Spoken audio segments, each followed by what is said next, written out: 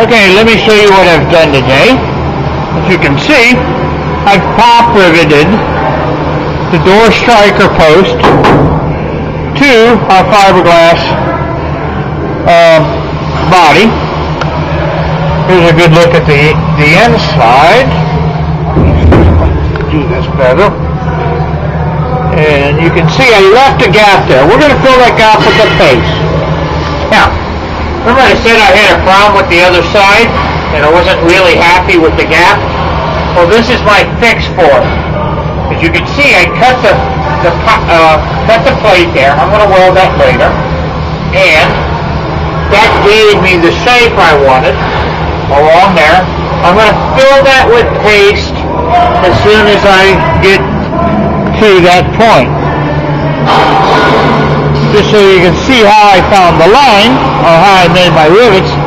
I put my rivets roughly in line with this edge, this sill.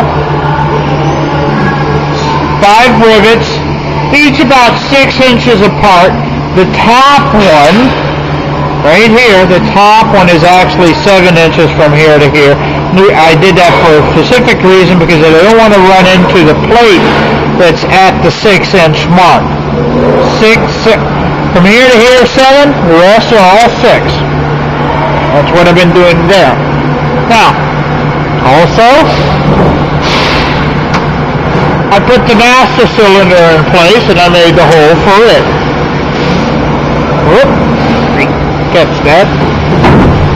Okay, I'm going to work on the pedal later, but I wanted to make the master cylinder in place. That makes the steering column support and the firewall mount tight.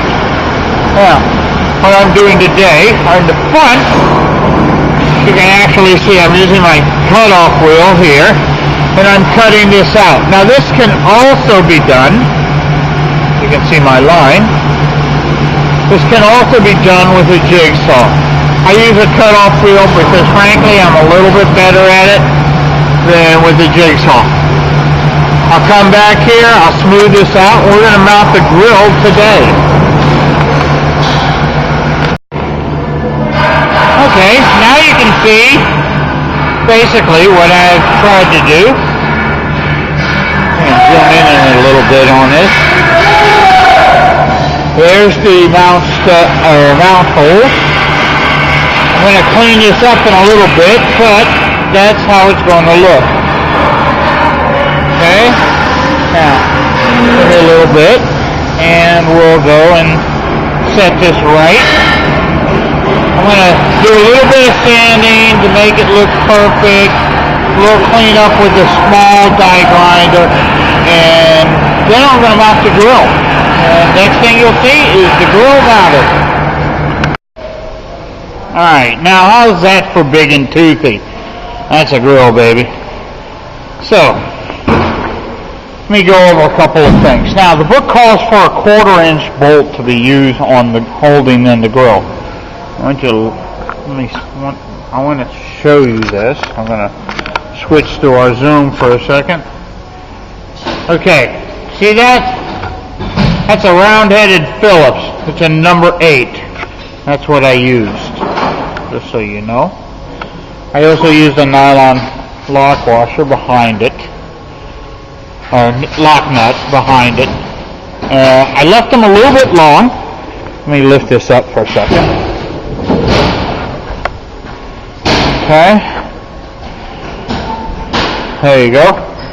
Now, you can see them sticking through. I'll switch there. And here it is. That's all that's really needed to put the grill into place. Now I left them long on purpose, okay? That's because I don't like the grills falling out when I'm trying to screw them in, okay? It really messes up my day to have that happen, okay? So I like a little longer screw when it's gone through a grill like that. You can see the backside. It's not so shiny, but you know what? Nobody sees it. Actually, I could paint that black if I wanted to, and it would look outstanding on the backside. There we go. There's another look from the front. Okay? And that's how the grill looks when it's installed. Alright? Today's been an odds and ends day. We did a lot, but most of it has no great effect on the building of the car. We got our door striker post done. And believe it or not, I actually got the headliner bow, or the upper frame, in place. That's one of the first things I did this morning. We did the master cylinder, and we did the grill. And those are all our little projects that we did today. Sometimes a day is nothing but little projects. Today was one of those days.